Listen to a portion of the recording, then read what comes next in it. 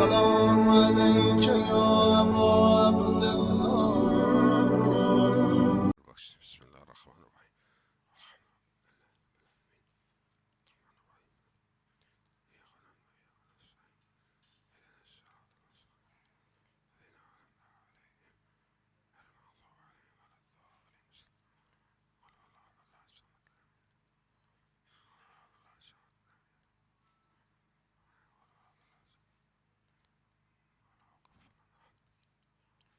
امام زمانہ کی سلامتی کے لیے ایک دفعہ صلوات پیش.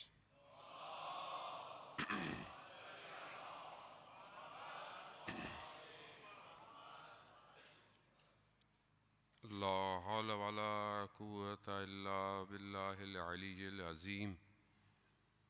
حسبنا اللہ ونعم الوکیل نعم المولا ونعم النصیر.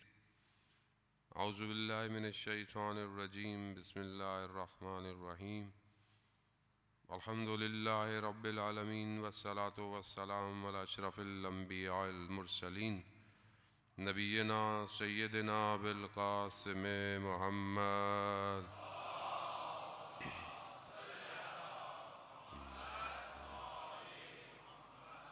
وعلی آلہ الطیبین الطاہرین المعصومین لا سیما بقیت اللہ فی الارضین. روحی وارواحنا لتراب مقدمہ الفدا ولعنت اللہ علی اعدائہم اجمعین. بسم اللہ الرحمن الرحیم. رب اشرح لی صدری ویسر لی امری واحلل عقدۃ من لسانی یفقہوا قولی. اما بعد فقط قال اللہ تبارک و تعالی فی کتاب الحکیم والقرآن المجید وما خلقت الجن والانس الا لیعبدون. صلوات بھیج دے محمد صلی علی محمد وآل محمد.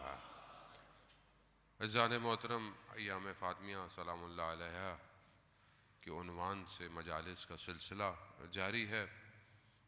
خداوند متعال نے انسان کو جہاں بہت ساری صلاحیتیں دی ہیں وہاں اس کو ادراک دیا ہے، اس کو درک دیا ہے کہ جہاں اس کی عقل جو ہے وہ دنیا کے معاملات کو دیکھتی ہے.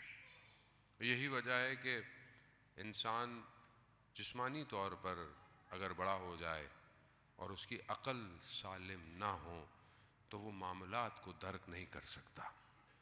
اور عقل سالم کے لیے پروردگار نے انسان کو اپنے پاس سے تعلیم دینے والے لوگ بھیجے، کیونکہ انسان ظاہری طور پر آج جتنی بھی اس کے پاس ٹیکنالوجی ہے یا صلاحیتیں ہیں، یہ سب صلاحیتیں اسے خدا نے دی ہیں. جتنی چیزوں کو وہ اپنے سامنے دیکھتا ہے، آج آپ کے سامنے لوگ کہتے ہیں جی سائنس ترقی کر رہی ہے یا سائنس نے ترقی کی ہے. سائنس جو بھی ہے سب کچھ یہ مولیکیولز، یہ پارٹیکلز یا باڈی کے پارٹس، یا آپ اسپیس دیکھ لیں یا آپ ایئر دیکھ لیں، جتنی بھی چیزیں ہیں کہ جو انسان ایکسٹریکٹ کر رہا ہے. مثال کے طور پر آپ ہوا کے اندر دیکھتے ہیں کہ کتنی فریکوینسیز ہیں. وہ یہ فریکوینسیز کو ہم نے ایکسٹریکٹ کیا ہے، ہم نے بنایا تو نہیں ہے. ہم نے تو ہوا کے اندر ڈیفرنٹ سلاٹ نہیں بنائے کہ ہر فریکوینسی پہ الگ ساؤنڈ جو ہے وہ ٹریول کرتی ہے. یا آج آرٹیفیشل انٹیلیجنس ہے، موبائل نیٹ ورکس ہے، خوب یہ جو ڈیٹا پیکٹس کی صورت میں ہوا میں فلوٹ کر رہا ہے، جو میسج آپ کے موبائل پہ آنا ہے وہ میرے موبائل پہ نہیں آتا. خوب یہ ڈفرینشیشن ہم نے نیٹ ورکس کے ذریعے سے کی ہوئی ہے، بی ٹی ایس کے ذریعے سے کی ہوئی ہے. خوب یہ ڈیٹا، اس ہوا، جس ڈیٹا کو ہوا لے کے چل رہی ہے، یہ انسان نے تو نہیں بنائی ہے، تو خدا نے بنائی ہے. تو جو انسان اتنا پریشان ہوتا ہے کہ حضرت سلیمان جو اللہ کے نبی تھے وہ ہوا پہ کیسے سفر کرتے تھے؟ ایسے ہی کرتے تھے جیسے آپ کے جہاز سفر کرتے ہیں، کیونکہ ہوا خدا کی ہے، اور خدا جسے امر دے دے وہ اس چیز کو اپنے اختیار میں لے لیتا ہے. تو یہ ساری چیزیں خدا نے انسان کو دی ہوئی ہیں، صلاحیت دی ہے. انسان ترقی کر رہا ہے، جتنی ترقی کرے گا اس میں تو نہ مسلمان ہونا یا غیر مسلمان ہونا کوئی فرق نہیں ہے. خود انسان کو صلاحیت دی ہے، وہ جتنی محنت کرے گا اتنا جو ہے وہ معاملات کو آگے لے کے جائے گا. لیکن یہ جتنے بھی معاملے ہیں یہ سب مادی ہیں، یہ سب میٹر ہے. جو آپ جتنی بھی اوپر چلے جائیں، آپ اسپیس پہ چلے جائیں، آپ سیاروں پہ چلے گئے، جہاں تک بھی آپ جا سکتے ہیں، پھر بھی یہ میٹر ہے. اس سے زیادہ انسان کی حدود نہیں ہے. ہاں اگر اس راستے پر چلتا ہے جسے خدا نے مختص کیا ہے تو وہ زمین سے اور ان فضاؤں اور ہواؤں سے دوسرے عالم میں سفر کر سکتا ہے، لیکن اس کے لیے اسے ان کا راستہ انتخاب کرنا پڑے گا جسے خدا نے بھیجا ہے. مولا کائنات حضرت علی ابن ابی طالب علیہ اللہم صلی علی محمد، مولا کائنات خود بیان فرماتے ہیں کہ میں زمین سے زیادہ آسمان کے راستوں سے واقف ہوں. مگر کبھی مولا نے آسمان کے راستے بتائے نہیں. جانتے تھے، اول تو پوچھنے والے لوگ ایسے تھے نہیں جو پوچھتے، اور اگر پوچھنے والے ہوتے، اتنی صلاحیت ہوتی تو یقیناً پوچھتے. لیکن جو امام نے ہمیں بتایا، امام جانتے تھے انسان ترقی کرے گا، انسان بہت آگے چلا جائے گا ظاہری طور پر، لیکن جو نہج البلاغہ ہمارے پاس ہے اس کے اندر جو امام نے ہمیں تعلیم دیا ہے وہ اسکائی اسکریپرز نہیں ہے، وہ راکٹ نہیں ہے. وہ کیا ہے؟ وہ انسان بننے کا فارمولہ ہے. کیونکہ امام جانتے تھے انسان ظاہری ترقی کر لے گا، انسان نہیں بن پائے گا. اسی انسان بننے کے لیے آپ دیکھیں کہ نہج البلاغہ، چاہے وہ خطبے ہوں، چاہے وہ لیٹر ہوں، چاہے وہ نامے ہوں، چاہے وہ چھوٹی چھوٹی سی حکمتیں ہوں، اب انسان کے اپنے اوپر ہے کہ اس کلام کو لیتا کیسے ہے. مثال کے طور پر آج جس دور کے اندر ہم ہیں، سب سے زیادہ انسان کو پریشانی کس چیز کی ہے؟ رزق کی. رزق کو پریشان ہے انسان، کچھ بھی کر لیں آپ. انسان، حالانکہ رزق کا وعدہ کس نے کیا ہے؟ خدا نے کیا ہے، لیکن ہمیں لوگوں کے وعدوں میں یقین ہے، خدا کے وعدے پہ یقین نہیں ہے. انسان کا وعدہ. اب اس ایک رزق کو دیکھ لیں کہ جس کا حصہ انسان کی زندگی میں بہت وسیع ہے. رزق صرف مادی یا میٹلسٹک رزق نہیں ہے، رزق بہت وسیع ہے. انسان کا تفکر، انسان کو علم، انسان کی عبادت، یہ سب رزق ہے خدا کی طرف سے. لیکن ہم کبھی متوجہ ہی نہیں ہوئے کہ یہ بھی رزق ہے. ہم تو سمجھتے ہیں صرف پیسہ رزق ہے، تو اس لیے ہم کہتے ہیں خدا ہمارے رزق میں اضافہ کر. کبھی ہم یہ نہیں کہتے کہ خدا میری مناجات اور گڑ گڑانے کے رزق میں بھی اضافہ کر، کہ مجھے رات دے ایسی کہ میں تیری عبادت میں، کوئی عبادت بھی رزق ہے. یہ سجدے بھی پروردگار تیری طرف سے رزق نازل ہو رہا ہے. بڑے بڑے اولیاء آپ کے سامنے اذان محترم آیت اللہ خامنائی فضل اللہ فرماتے ہیں کہ میں پورے سال کا رزق ایام فاطمیہ میں حاصل کرتا ہوں. اللہم صلی علی محمد. خوب یعنی انسان، یعنی اب پتہ نہیں اس رزق کی ڈیفینیشن کیا کیا ہے کہ جو انسان ان ایام میں حاصل کرتا ہے. مولا کائنات رزق کو ڈیفائن کر رہے ہیں بڑے اسٹریٹ فارورڈ طریقے سے. اب ظاہر ہے امام سے بہتر تو کسی کا علم نہیں ہے. اب کیا ہے؟ امام فرماتے ہیں رزق و رزقان. رزق جو ہے وہ دو طرح کا ہے، طالبن و مطلوبن. ایک وہ ہے جس کے پیچھے تم بھاگ رہے ہو، اور ایک رزق وہ ہے جو تمہارے پیچھے بھاگ رہا ہے.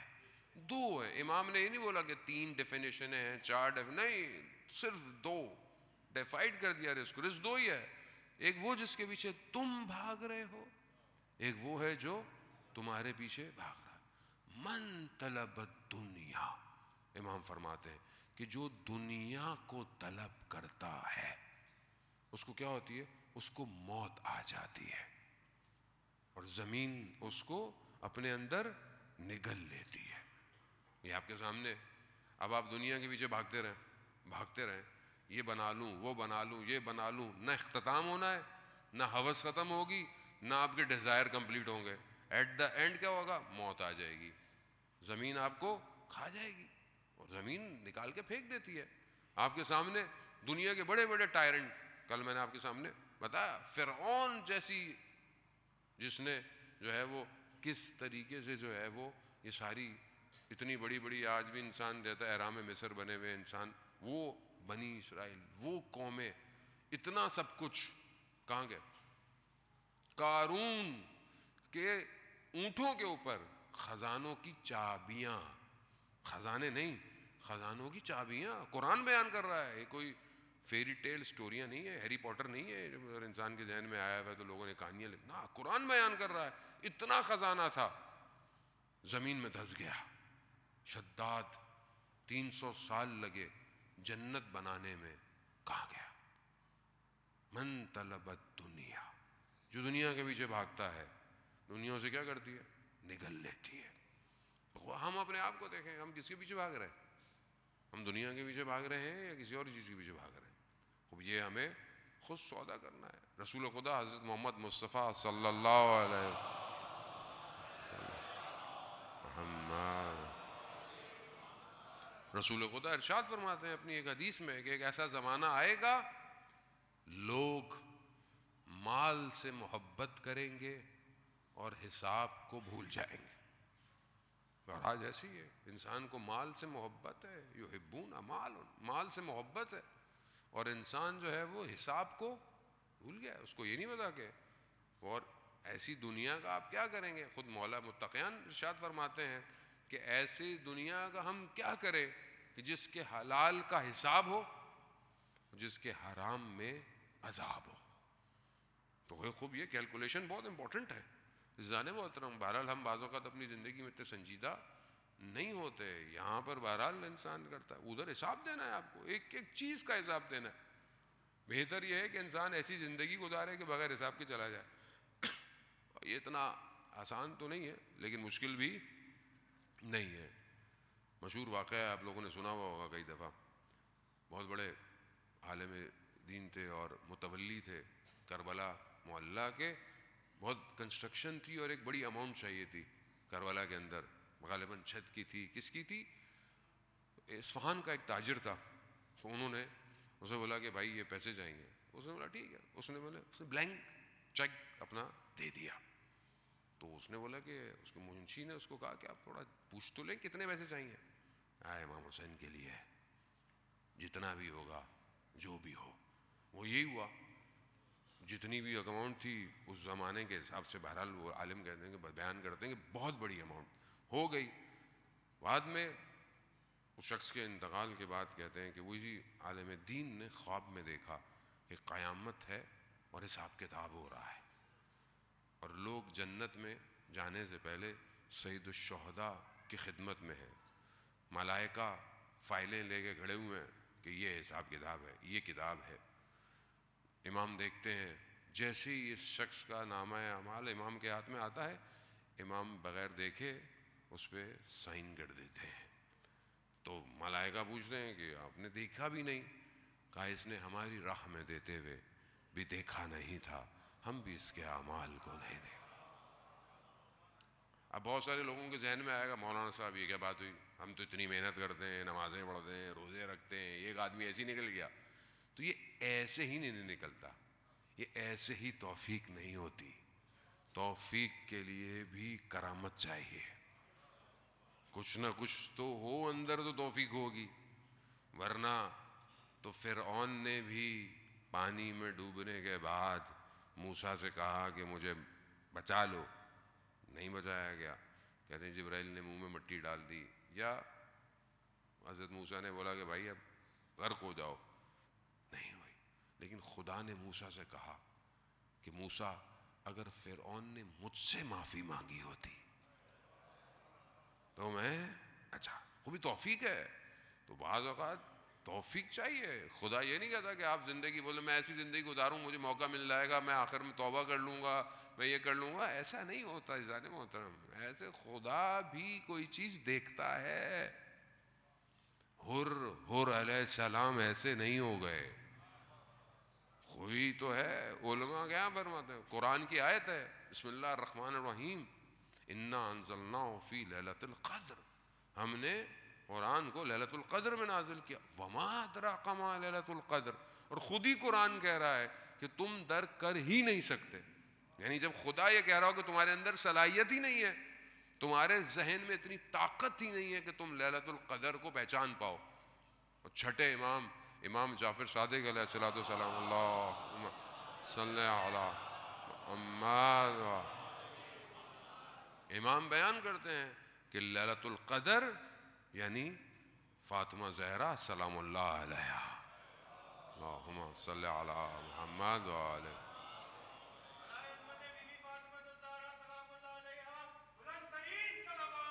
اللہم صلی علی محمد. اب یہ یعنی یہ فاطمہ کیا یعنی وما ادراک ما فاطمہ، فاطمہ کو درک نہیں کر سکتے. یہ وہ رات ہے جو ہزاروں مہینوں کی راتوں سے افضل. ملا قلی حسین ہمدانی فرماتے ہیں کہ اس کی تفسیر کیسے کی جائے، تو کہا کربلا، حر نے امام کی سواری روکی، امام نے کیا فرمایا، تیری ماں تیری عزا میں بیٹھے. یعنی امام نے اس کو ایسے الفاظ استعمال کیے. اس نے پلٹ کر یہ نہیں کہا مولا آپ کی والدہ کا مقام ایسا ہے کہ میں ان کے بارے میں یہ بیان نہیں دے سکتا. یہ ایک درک کرنا حر کا، شب عاشورہ حر کو جنت کی طرف لے آیا. یہی تو وجہ ہے کہ جب حر آئے اور امام نے کہا جاؤ، اور گئے، اور جب حر گرے تو امام نے جا کے کیا کہا، حر تمہاری ماں نے تمہارا نام کتنا اچھا رکھا تھا، حر آج تم آزاد ہو گئے.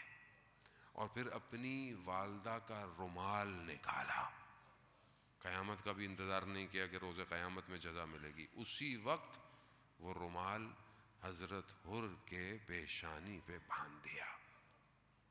اس کے لیے قلب چاہیے کہ آپ کو آخری لمحوں میں زندگی کے بچا لیا جائے. تو ظاہر ہے کوئی نہ کوئی نیکی، کوئی نہ کوئی دعا، کوئی نہ کوئی عمل چاہیے جان محترم. اب آپ یہ وہ راستہ ہے، یہ وہ راز ہے کہ جسے پتہ چل جائے وہ کائنات کی چابیاں اس سے کھولنا شروع کر دیتا ہے.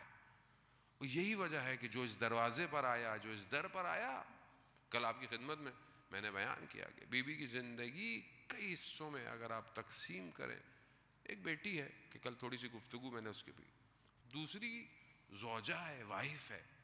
ایک وائف ہوتے ہوئے اس زمانے میں، اس دور میں کہ جو بہرحال سخت دور ہے، صدر اسلام کا دور ہے، مشکلات کا دور ہے، اتنی تو جنگیں ہیں شروع کے سالوں کے اندر رسول خدا صلی اللہ علیہ وآلہ وسلم کی زندگی میں ہوتے ہوئے، اللہم صلی علی محمد وآل محمد، اتنی جنگیں ہیں، پھر غزوے ہیں، پھر مشکلات ہیں، پھر منافقین ہیں، کفار ہیں.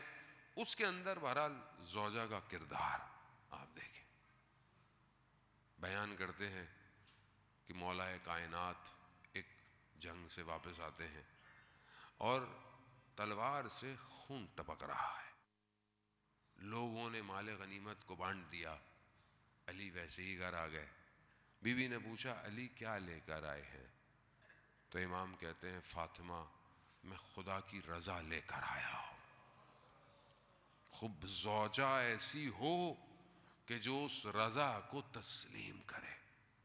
خوب یہ ہے کہ گھر میں کچھ نہیں ہے اور مولا کائنات جب فرماتے ہیں کہ کچھ دن سے گھر میں فاقہ ہے، تو مولا کہتے ہیں آپ نے بتایا کیوں نہیں؟ کہا مجھے حیا آتی ہے کہ جو چیز آپ کے لیے سخت ہو میں آپ سے اس کا تقاضا کروں. خوب اگر ہم چاہتے ہیں کہ ہمارے گھر ایسے ہوں اذان محترم، افسوس یہ ہے کہ بہرحال ہمارے یہاں میجورٹی جو ہے وہ اس گھر سے کیا لیتی ہے شادیوں میں، مطلب مذہبی ہوں گے تو مثلا حدیث کے ساتھ پڑھ لیں گے ہم لوگ، اور بہت مذہبی اگر ہوئے تو ہم شادی میں ایک منقبت پڑھ لیتے ہیں، بس علی کے ساتھ ہے زہرا کی، بس اگر ہم بہت مذہبی ہوئے. باقی فاطمی سیرت کیا ہے نہ گھر والے بیٹی کو بتاتے ہیں اور نہ جو ہے وہ دوسرے لوگ توقع رکھتے ہیں کہ یہ سیرت لے کر کوئی ایسے آئے گا. جانے محترم بیوی کیا فرماتی ہیں؟ کل میں نے آپ کی خدمت میں بتایا کہ بیوی سے کسی خاتون نے پوچھا کہ آپ ایک عورت کے لیے سب سے بہتر کیا ہے؟ تو بیوی نے کیا فرمایا کہ ایک خاتون کے لیے سب سے بہتر یہ ہے کہ نہ اس کو کوئی نامحرم دیکھے، نہ وہ کسی نامحرم کو دیکھے.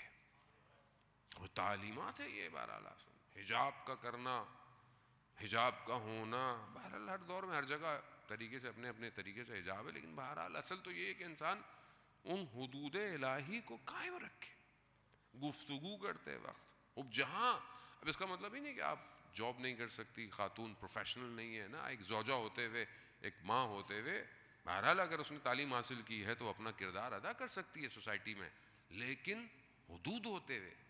کیونکہ خاتون اول ہیں، ملائکہ جو ہیں وہ گھروں کی طرف آتے ہیں، اس کے باوجود بھی جب ضرورت پڑی ہے تو وہ مطالبے کے لیے، امامت کے دفاع کے لیے گھر کا دروازہ چھوڑا ہے انہوں نے.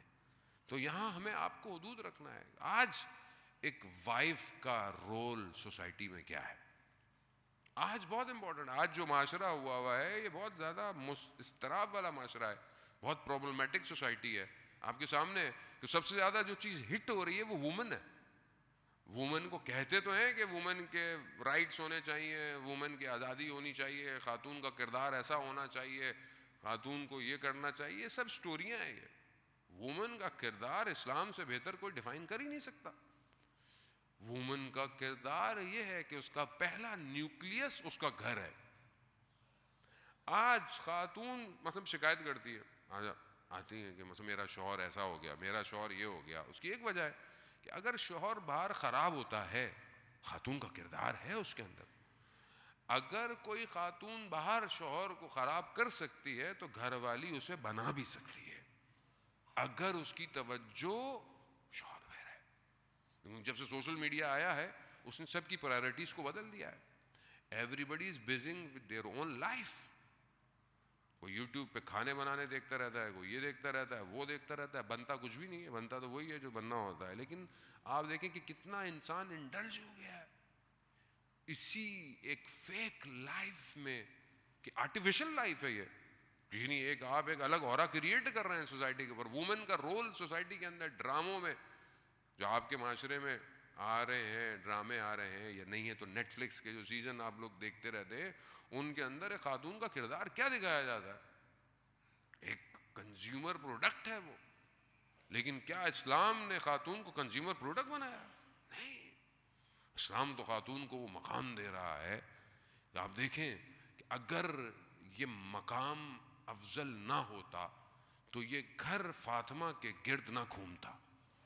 جب آپ دعا کرتے ہیں اللہم بحق فاطمہ و ابیہا و بالوہا و بنوہا، یعنی خدا فاطمہ کے صدقے اور ان کے بابا کے صدقے اور ان کے شوہر کے صدقے اور ان کے بچوں کے صدقے. مین کون ہے؟ سیدہ سلام اللہ علیہ. یعنی گھر اسی نیوکلیس سے کریٹ ہو رہا ہے. یہی ہے جس نے سب کو سنبھالا ہوا ہے. مولا کائنات ان مشکلات میں کہ جہاں لوگ علی کے سلام نہیں کرتے بلکہ اس سے بھی بڑھ کر مولا کے سلام کا جواب نہیں دیتے تھے، جب مولا کائنات گھر آتے تھے فاطمہ کے چہرے کو دیکھتے تھے تو غم دور ہو جاتا تھا. یہ کیوں ہے؟ کیونکہ گھر ایسا ہے. آج ہمارا گھر ایسا ہے کہ میں گھر آؤں تو میں گھر میں آ کر سکون حاصل کروں. باہر انسان ٹریفک میں ہے، کام میں ہے، اسٹریس میں ہے، ٹینشن میں ہے. مرد کے لیے تو لوڈ یقیناً بہت زیادہ ہے. گھر آئے تو کیا اس کو خوشی محسوس ہوگی کہ میں ایک ایسی جگہ جا رہا ہوں کہ جو میرے لیے سیکیور ہے، امن کی جگہ ہے. کیا ہم اول تو پہلے اپنی بچیوں کی تربیت کریں جیسے میں نے کل کہا، پھر اگر وہ شادی ہو جاتی ہے تو کیا وہ خاتون اپنا کردار ادا کر رہی ہے کہ نہیں کر رہی؟ یہ سب کمرشل ہو گیا. میاں بیوی بھی ایک دوسرے سے واٹس ایپ پہ باتیں کرتے ہیں، ایک دوسرے کے ساتھ بیٹھنا، ایک دوسرے سے ملنا، ایک دوسرے کے ساتھ جانا، یہ سب کہانیاں اور فلمیں ہو گئی ہیں. یہ سب چیزیں اب ادھر ہی ہوتی ہیں، اب لائف میں اندر نہیں ہے. روایات یہ کہتی ہیں کہ آپ جتنے بھی باہر پریشان ہوں جب گھر کے دروازے پہ آئیں تو ساری پریشانی باہر رکھ کے آئیں، اور گھر خالی ہاتھ بھی نہ آئیں، کچھ نہ کچھ لے کر آئیں۔ زوجہ کے لیے بھی یہی ہے کہ جتنی پریشانی ہو، جتنی مصیبت ہو، جب شوہر آئے تو اسے مسکرا کے ملو، تاکہ اس کی وہ تھکن دور ہو، مصیبت مشکل ہو اس کو بعد میں بتاؤ۔ یہاں تو وہ ابھی دفتر چھوڑتا نہیں ہے، آفس سے اٹھتا نہیں ہے، اس کو اتنے میسج چلے آتے ہیں تو وہ کہتا ہے کہ میں کہیں اور ہی چلا جاؤں۔ جانے یہ سوسائٹی کی ریئلٹی ہے۔ آپ کا نیوکلیس ڈسٹرب ہے، اس ڈسٹرب نیوکلیس میں کیسے ایسے اولاد کی پرورش کریں گے جو امام زمانہ کا سپاہی ہوگا؟ اللہم علی علی علی محمد۔ یہاں سیکریفائس چاہیے، خوب ظاہر ہے بیلنس چاہیے دونوں کو، بہرحال میاں بیوی دونوں کا اپنا کردار ہے۔ آپ دو ہستیوں کو دیکھیں زان محترم، دنیا اس سے بہترین جوڑا نہیں ہے دنیا کے اندر، نہ مولا کائنات جیسا کوئی ہے، نہ خاتون جیسا کوئی ہے، کوئی ہو ہی نہیں سکتا، لیکن ہمارے لیے یہی رول ماڈل ہے۔ ظاہر ہے ہم بہت ساری چیزیں ویسی نہیں کر سکتے، لیکن تربیت سے لے کر آگے کی طرف بڑھنے سے لے کر یہی ہے۔ شادی کی پہلی رات سے لے کر اپنا لباس جو ہے وہ سائل کو دے دینا، وہ سیکریفائس ہے۔ کس کے لیے؟ خدا کی رضا حاصل ہو جائے، خدا کی رضا مجھے مل جائے، ہاتھوں میں چھالے پڑ جائیں چکیاں پیستے ہوئے، لیکن پھر بھی جو ہے وہ شکوہ اور شکایت کہنے۔ سلمان فارسی نے رسول خدا کی خدمت میں جا کے کہا کہ یا رسول اللہ، کیونکہ وہ فارس سے آئے تھے اس زمانے میں جو ایران تھا، کہا کہ میں نے بادشاہوں کی بیٹیوں کے جلال دیکھے ہیں، کیا ان کے جمال ہیں، کیا ان کے لباس ہیں۔ یا رسول اللہ، آپ انبیاؤں کے سردار ہیں اور آپ کی بیٹی؟ کہا ہماری بیٹی نے دنیا کے بجائے آخرت کا انتخاب کیا ہے۔ خوب یہ ضروری ہے کہ بہرحال مشکلات اپنی جگہ، امتحان اپنی جگہ پر، مقام رضا کا ہے۔ یہ رضا بہت امپورٹنٹ ہے۔ اس رضا کو حاصل کرنے کے لیے بہت کچھ سیکریفائس کرنا پڑتا ہے، لیکن ہم اتنے فاسٹ اور اتنی ہماری لائف کا سپین کم ہو گیا ہے کہ بہت جلدی ناراضگیاں، بہت جلدی طلاقیں، بہت جلدیاں ایک گھر کے اندر مشکلات ہو جاتی ہیں۔ کیوں؟ کیونکہ ہم نے اصل چھوڑ دیا ہے۔ اصل یہی ہے، اساس۔ قرآن جب گھروں کی بات کرتا ہے تو بہترین گھروں کی باتیں بھی کرتا ہے اور دوسرے گھروں کی باتیں بھی کرتا ہے۔ جو قرآن کی آیت ہے، پروردگار قرآن میں ارشاد فرماتا ہے کہ گھروں میں سے کچھ گھر ایسے ہیں کہ جن میں اللہ کا ذکر رفعت پاتا ہے، یعنی ذکر جو ہے وہ بلند ہوتا ہے۔ جب یہ آیت نازل ہوئی تو خلیفہ اول نے مسجد نبوی میں رسول خدا سے پوچھا کہ یا رسول اللہ، یہ کون سے گھروں کی بات ہے؟ تو رسول خدا نے کہا کہ یہ انبیاؤں کے گھروں کی بات ہے، نبیوں کے گھروں کی بات ہے۔ تو مسجد نبوی میں ایک دروازہ کھلتا تھا، باقی دو بند ہو گئے تھے۔ ایک دروازہ مسجد میں کھلتا تھا ایک گھر کا، اور وہ گھر کسی کا نہیں تھا، وہ گھر ایسی خاتون کا گھر تھا۔ تو خلیفہ اول نے اشارہ کیا کہ یا رسول اللہ، یہ گھر ان گھروں میں شامل ہے؟ تو رسول خدا نے فرمایا یہ گھر ان سب میں سب سے افضل گھر ہے۔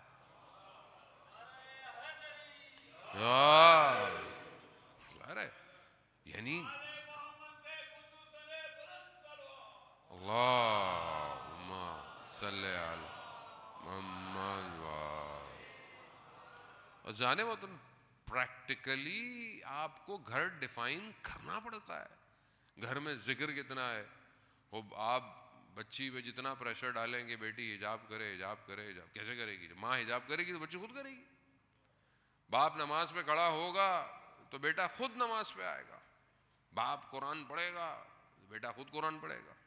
لیکن جب بیٹا کبھی باپ کو نہ دیکھے کہ وہ عبادت کر رہا ہے تو کم ہوگا۔ لیکن وہ کتنا خوش قسمت بیٹا ہے کہ جو رات کو اٹھے اور دیکھے کہ اس کا باپ تہجد کے سجدوں میں ذکر کر رہا ہے۔ اب خود تربیت ہے۔ ماں اپنے کردار سے تربیت کرتی۔ بچی جب یہ دیکھ رہی ہے کہ میری ماں محرم نامحرم کے فرق کو ڈیفائن کرتی ہے، کوئی رشتہ دار آتا ہے تو حجاب کرتی ہے، چادر پہنتی ہے، دوپٹہ کرتی ہے، آپ کو کہنے کی ضرورت نہیں. آج معاشرے میں آپ دیکھیں جو مشکلات ہیں، آپ آج ملک کے حالات تو شرمسار ہیں ہمارے اپنے، تو ہم کیا ڈیفائن کریں، کیا بولے، ممبر سے تو آدمی بات بھی نہیں کر سکتا بہت زیادہ. جو ہمارے ملک کے حالات ہیں، جو ہمارے ملک میں اسکولوں کے حالات ہیں، کالج کے حالات ہیں، تو باہر بھی نہیں ہے. جانے میں باہر تو لوگوں کا یا بلیک ہے یا وائٹ ہے. آپ کو پتا ہے کہ باہر کون کہاں جائے گا سیٹرڈے نائٹ، کون مسجد جائے گا، کون کلب، پتا ہے لوگوں کو، ڈیفائن ہے. ہمارے ہاں تو گرے ہے، اوپر سے کچھ اور ہے، اندر معاملہ کچھ اور ہے. یعنی یہ زیادہ تباہی ہے، یہ زیادہ نقصان دہ ہے کہ ہاں پتہ ہی نہیں ہے کہ اندر کون ہے باہر کون ہے، آدھا کون ہے گھر والا. خطرناک ہے سر. اس کی اصل وجہ ہم نے گھروں کو چھوڑ دیا ہے، ہم نے گھروں کی تربیتوں کو چھوڑ دیا ہے. ہمارے ہاں مین اخلاق ختم ہو گئے، نہیں رہے اخلاقیات، اخلاق کی گفتگو نہیں ہے. آپ اپنے ٹی وی، میڈیا، اینکر، ڈرامے، ٹاک شوز، کہیں اخلاقیات نہیں ہے. یہاں تو پولیٹیشین بیٹھے بیٹھے آپس میں لڑنا شروع کرتے، مارنا شروع کر دیتے. ٹی وی کو ریٹنگ چاہیے، لوگ خوش ہوتے ہیں. اخلاق کہاں ہے؟ رسول خدا کیا فرماتے ہیں؟ میں مکارم اخلاق کے لیے مبعوث کیا گیا، یعنی مجھے بھیجا ہی اخلاق کے لیے گیا ہے. آج سوسائٹی کے اندر اخلاق کی کتاب نہ، اسکولوں کے اندر آپ فزکس پڑھ لیں، کیمسٹری، سب کچھ ہے، اخلاق، بیہیویئر، ایٹیٹیوڈ نہیں ہے. وہ ایم بی اے میں پڑھتے تو آرگنائزیشن بیہیویئر، پتہ نہیں شاید ہوگا، وہ بھی آرگنائزیشن بیہیویئر ہے، وہ بھی 1-to-1 بیہیویئر نہیں ہے. یہ چیز کبھی بھی انسان نہیں بنائے گی. مولا کائنات کیا فرما رہے ہیں؟ رزق و رزقان طالب و مطلوب. ایک وہ ہے جس کے پیچھے تم بھاگ رہے ہو، اور ایک وہ ہے جو تمہارے پیچھے بھاگ رہا ہے. جس کے پیچھے تم بھاگ رہے ہو وہ دنیا ہے، اور دنیا تمہیں زمین نگل لے گی، ختم کر دے گی. پھر امام فرماتے ہیں من طلب الآخرہ، اور جو آخرت کو طلب کرتا ہے، جو آخرت کے پیچھے بھاگتا ہے، دنیا اس کے سامنے اپنے خزانوں کو کھول دیتی ہے. جو آخرت کے پیچھے بھاگ رہا ہے، اب آپ کے سامنے جو آخرت کے پیچھے ہے، دنیا اس کے پیچھے بھاگتی ہے. ایسی ہے، آپ جتنا بھاگیں گے دنیا کی، دنیا آپ کو. حضرت عیسیٰ علیہ السلام کے سامنے دنیا کیسے آئی؟ ایک خوبصورت، ایک جو ہے وہ شادی شدہ عورت کے لباس میں حضرت عیسیٰ کے پاس آئی، اور یہی کہا کہ جو جتنا میرے پیچھے آئے گا اتنا میں اسے دور لے کے جاؤں گی. مولا کائنات نے دنیا کو 3 دفعہ طلاق ایسے نہیں دی. اب اس کا یہ مطلب کہ دنیا چھوڑ دیں، پہاڑوں میں چلے جائیں، مولانا خانقاہوں میں بیٹھ جائیں، کیا کریں؟ نہیں، ایسا نہیں ہے. یہ بھی لینا ہے تو آئیں مولا کے در سے لیں. مولا کیا فرماتے ہیں کہ دنیا سمندر کا پانی ہے، زندگی تمہاری کشتی ہے، تم نے اسی پانی کے اوپر اپنی کشتی میں سفر کرنا ہے. یعنی دنیا چھوڑنی نہیں ہے، کیونکہ یہی پانی تمہیں کنارے پہ لگائے گا، اور وہ کنارہ آخرت ہے. اگر یہ پانی تمہاری کشتی میں آ گیا تو کشتی ڈوب جائے گی. یعنی اگر دنیا تمہاری زندگی میں آ گئی تو زندگی ڈوب جائے گی. یعنی بیلنس کرنا ہے، خوب اعتدال کے ساتھ زندہ رہنا ہے، اور یہ بہت ضروری ہے، رزق کمانا. چھٹے امام جعفر صادق علیہ الصلوۃ والسلام، اللہ صلی علیہ،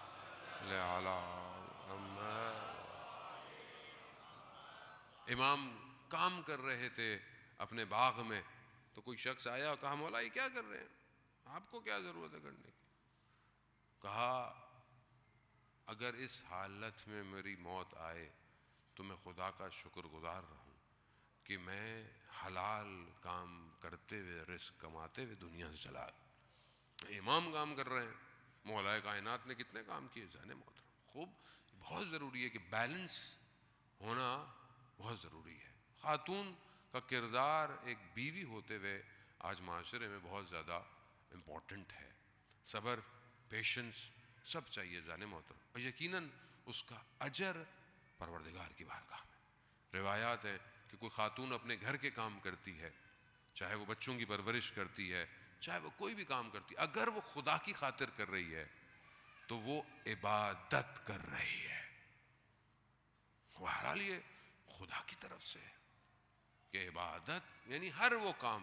بہرحال یہاں مائیں اپنے بچوں کو لے کے آئی ہوئی ہیں, بہرحال بچے شور کریں گے جو بھی ہے, بہرحال یہ بھی عبادت ہے, کیونکہ آج اگر یہ ان کو یہاں لے کے نہیں آئیں گی تو کل انہوں نے یہاں نہیں آنا, یہ تو پھر کہیں اور ہی جائیں گے. اس لیے بہرحال ان شور سے انسان کو پریشان نہیں ہونا چاہیے, کیونکہ اس سے زیادہ شور ہمارے اپنے اندر ہے جو ہمیں آواز یا عزیزان محترم. خوب یہ آپ کے سامنے کہ جنہوں نے آخرت کے لیے قدم بڑھائے دنیا ان کے پیچھے آئی. مقدر سردبیلی کا مشہور واقعہ آپ نے سنا ہوگا کہ مقدر سردبیلی کیسے عالم دین تھے کہ امام وقت کی کئی دفعہ ان سے ملاقات ہے, لیکن کیونکہ سب کچھ خدا کے لیے ہے, آخرت کے لیے ہے, تو آپ دیکھیں کہ رات کی تاریکی میں تہجد کے لیے پانی چاہیے. برتن کو کنویں میں ڈالا تو کنویں سے کیا نکلا؟ ہیرے جواہرات. ابھی ہمارے لیے نکل آتے تو ہم تو کہتے پروردگار اسی کے لیے تو عبادتیں کر رہے تھے, چلو پوری ہو گئی, اللہ نے دے دیا بھائی. تو ہمیں تو ایسی ہے, ہمیں تو کچھ مل جائے تو ہم کہتے ہیں خدا نے دے دیا. نہیں بھائی, ڈھونڈیں, فقہ کے اندر ہے, کوئی چیز سڑک سے ملے کہیں ملے, 1 سال تک آپ کو ڈھونڈنا ہے, نہیں ہو تو پھر مال مجہول کی طرف اس کو رجوع کریں, نہ کہ بولیں اللہ نے دے دیا, مجھے دے دیا. جان محترم 3 دفعہ ظرف کو پانی کے لیے کنویں میں ڈالا, تینوں دفعہ ہیرے جواہرات آئے. لیکن مقدر سردبیلی نے کیا کہا؟ پروردگار مجھے وضو کے لیے پانی چاہیے. یعنی جو آخرت کے پیچھے بھاگتا ہے دنیا اپنے خزانوں کو بھیج دیتی. معروف ابن قرقی بلخ کا رہنے والا سلطان تھا, اپنے زمانے کا سب کچھ تھا, اپنے بستر پہ سو رہا ہے, چھت پہ آواز آئی, دھڑ دھڑ دھڑ دھڑ. بولا کون ہے؟ کہا میرا اونٹ کھو گیا ہے. تو کہا اونٹ چھتوں میں تھوڑی ملتے ہیں, اونٹ تو بیابانوں میں ہوگا. تو کہا تم بھی جس خدا کو ڈھونڈ رہے ہو وہ نرم بستروں میں نہیں ملتا. بہرحال اس نے چھوڑ دیا سب کچھ. تو ایک دن وہ بیٹھا ہوا تھا کسی جھیل کنارے, اپنے ایک لباس کو بیٹھا ہوا پیوند لگا رہا, تو اس کے کچھ پرانے لوگ گزرے. تو اس نے بولا کیا آپ کے پاس مال دولت سب کچھ تھا, کس کے لیے یہ آپ نے کیا؟ تو جس سوئی سے وہ سی رہا تھا وہ سوئی اس نے پانی میں پھینکی, مچھلیاں اپنے منہ میں سونے کی سوئیاں لے کے اوپر آ گئی. کہا جس دولت کی تم بات کرتے ہو وہ دولت میرے پاس پہلے سے کہیں زیادہ ہے, لیکن میں کسی اور دولت کے لیے سب چھوڑ رہا ہوں.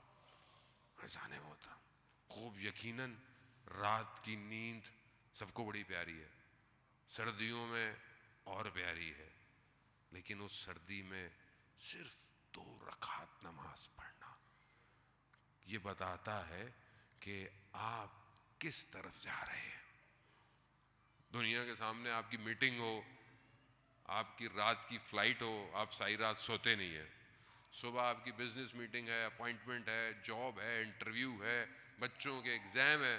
بچے ساری رات, میں نے کہا بھائی صبح 4 بجے ہے 3 بجے ہے جائیں گے ہم لوگ, لیکن خدا بلا رہا ہے ہر روز کہ ایسی پرواز لے کر میرے پاس آؤ. 2 رکعت رضان محترم. خوب یہ عبادت, یہ خلصہ کہ انسان, ہم نے تو اس رزق کی سیر ہی نہیں کی کہ جو اولیاء خداؤں کے پاس ہے. ہم نے تو وہ رزق کبھی چکھا ہی نہیں کہ جو اللہ کے ولیوں کے پاس تھا. سجدے میں سر رکھ کر اور ہزاروں دفعہ خدا کی بارگاہ میں شکر کرنا ہمیں نصیب نہیں ہے. جانے مطلب بی بی کیسی عبادت کر رہی ہیں, مدینہ کے لوگ گواہ تھے کہ ان کے گھر سے ہر نماز کے وقت میں ایک الگ نور ہے جو آسمان کی طرف جا رہا ہے. عبادت ہے, یعنی خدا قرب الہی. توحید جو ہے وہ بیوی کے خطبہ فدقیہ سے ہے, اس کو آپ مطالعہ کریں دیکھیں, اسی سے پتہ چلتا ہے کہ توحید کیسی ہے. عزیزان محترم, رسول خدا کے بعد مولائے کائنات کے خطبے تو بعد میں آئے ہیں، یہ خطبہ فداکیہ پہلے ہے، لیکن آپ اس خطبے کی زبان لہن دیکھیں، توحید دیکھیں، نبوت دیکھیں، امامت دیکھیں، آخرت دیکھیں. تبھی تو مولائے کائنات نے کہا اپنے آخری بیوی کے وقت میں کہ آپ سے زیادہ خدا کی بارگاہ میں عالم کوئی نہیں ہے. علم ہے، وہ ظاہر ہے، ماں ہے کہ جس کے وجود سے وقت کے امام آنے ہیں، وہ ہر چیز اسی وجود سے ہے. یہ کوثر ہے جسے خدا نے عطا کی ہے. تو ہم اپنی زندگی میں دیکھیں جانے محترم، ہم خدا کو کتنا راضی کرتے ہیں، دنیا کو کتنا راضی کرتے ہیں اور خدا کو کتنا راضی کرتے ہیں. اگر چاہتے ہیں کہ ہمارا گھر ایسا ہو کہ جیسے فاطمی گھر تھا، تو اپنے کرداروں کو دیکھیں، ہمارے کردار کیسے ہیں اور متصل ہوں. آیت اللہ عظمہ بہجت رضوان اللہ تعالی علیہ معتقد اور مرتب جب تک ان کی حیات تھی ہم نے بھی دیکھا، حتیٰ ان کی زندگی کے جانے کے بعد بھی ظاہری جمعرات کو شب جمعہ ہمیشہ حدیث قصہ کی محفل ہوتی تھی، حدیث قصہ کی تلاوت ہوتی تھی. ظاہر ہے اب یہ اعتقاد، یہ رابطہ اہل بیت اور خاص طور پر خاتون کے ساتھ ہونا، یہ بہت امپورٹنٹ ہے کہ انسان کتنا توسل کرتا ہے، کتنا متصل ہے ان خاتون کے ساتھ. آیت اللہ میلانی جو بہت عرصے جرمنی میں رہے عالم دین کی حیثیت سے اور بہت عرصے رہے، انہوں نے اپنا کردار ادا کیا. ان کا ایک آپریشن تھا، وہاں پہ جو ڈاکٹر تھا، جو بھی تھا، سرجن تھا، وہ مسلمان ہو گیا تھا.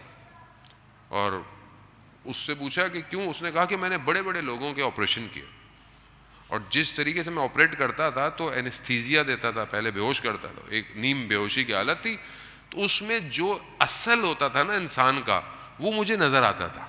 یعنی وہی باتیں کرتا تھا آدمی. مطلب آپ تھوڑا سا نیم بے ہوش ہو جائیں تو انسان کا جو اصل ہے وہ باتیں کرنا شروع کر دیتا ہے.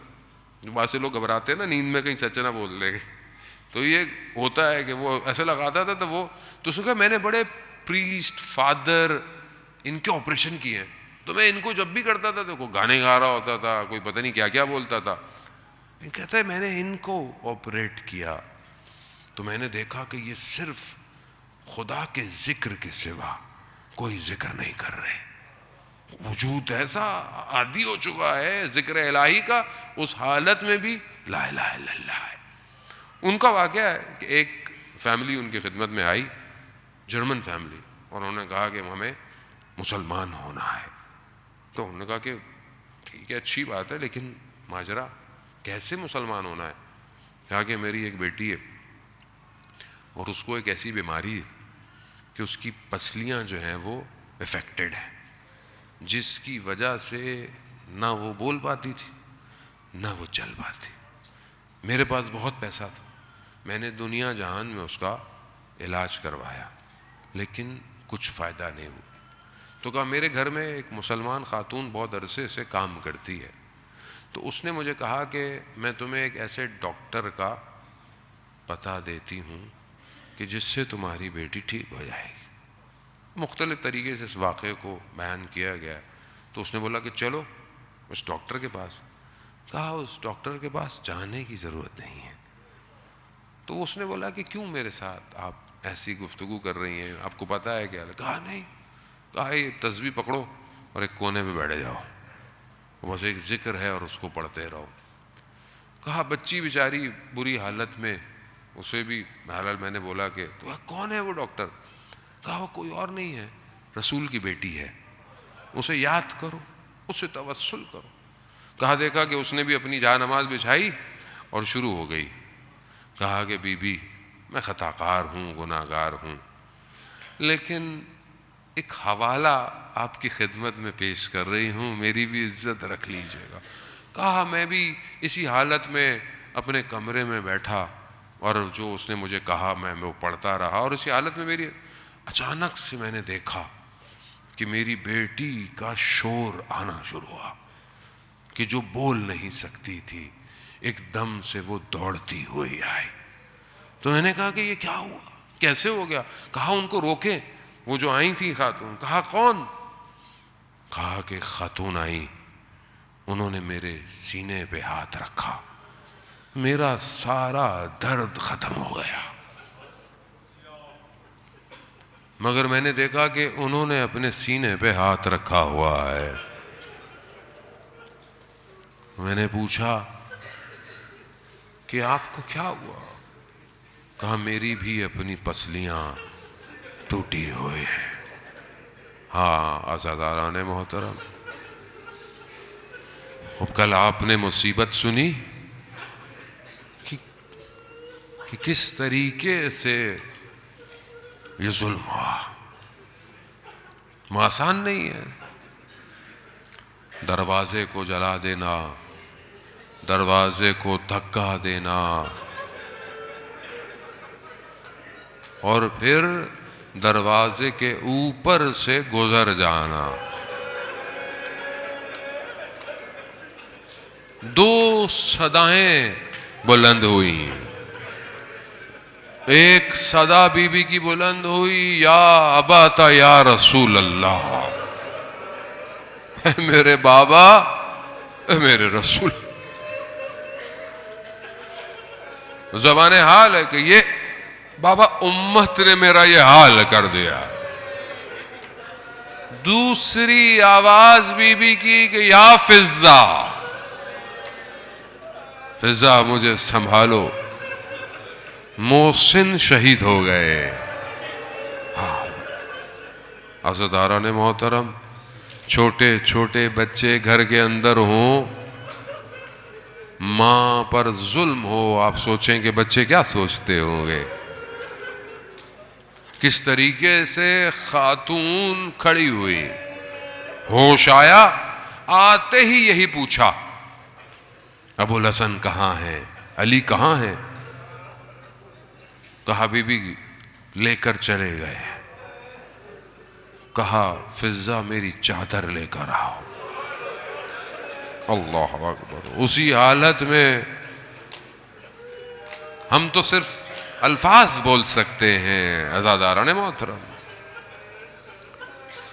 ایک اسپیشلسٹ ڈاکٹر وہ بیان کرتا ہے، ڈاکٹر رفیع بہت بڑے مجلس پڑھتے ہیں، سخنران ہیں. وہ کہتے ہیں کہ میں مجلس حرم میں پڑھ رہا تھا، حرم معصومہ سلام اللہ علیہ کم میں، تو میں نے مصائب پڑھے تو ایک ڈاکٹر نے دھاڑے مار کر رونا شروع کر دی، چپ ہی نہیں ہوتا. میں نے بعد میں بولا کہ کیا؟ تو کہا میں اسپیشلسٹ ہوں سینے کا. کہا کہ جب پسلی ٹوٹ جائے تو سانس لینا مشکل ہو جاتا ہے.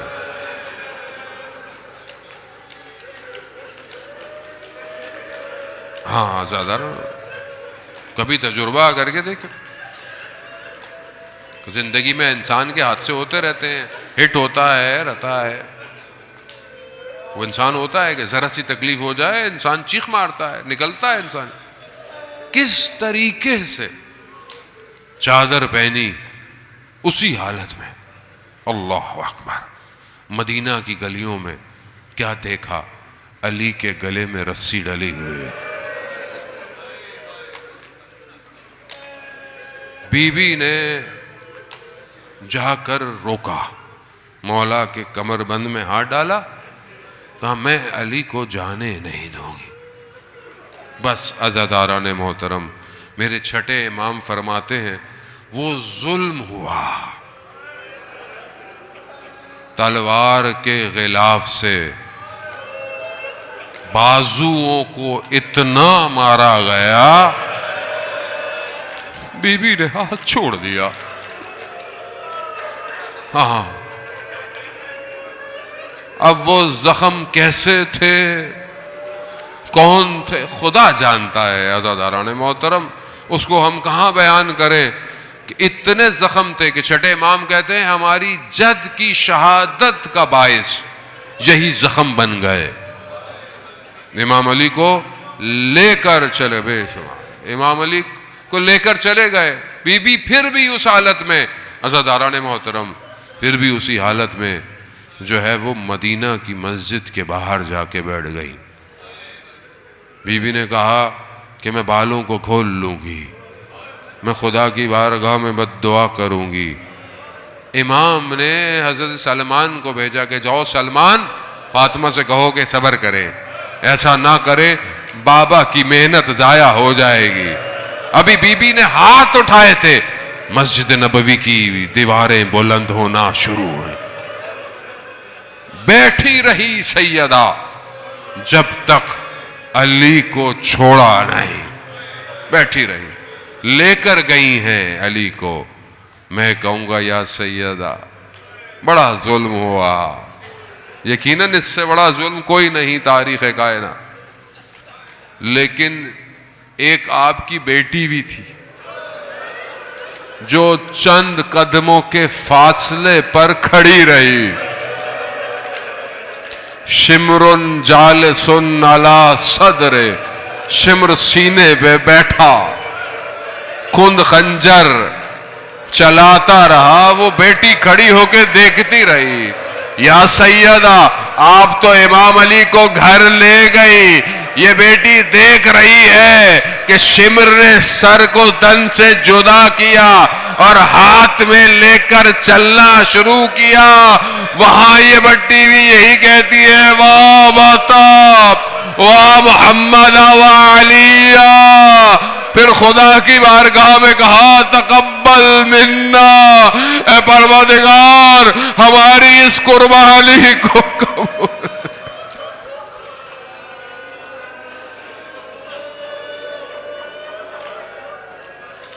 الا لعنۃ اللہ علی القوم الظالمین وسیعلم الذین ظلموا ای منقلب ینقلبون۔ ماتم حسین۔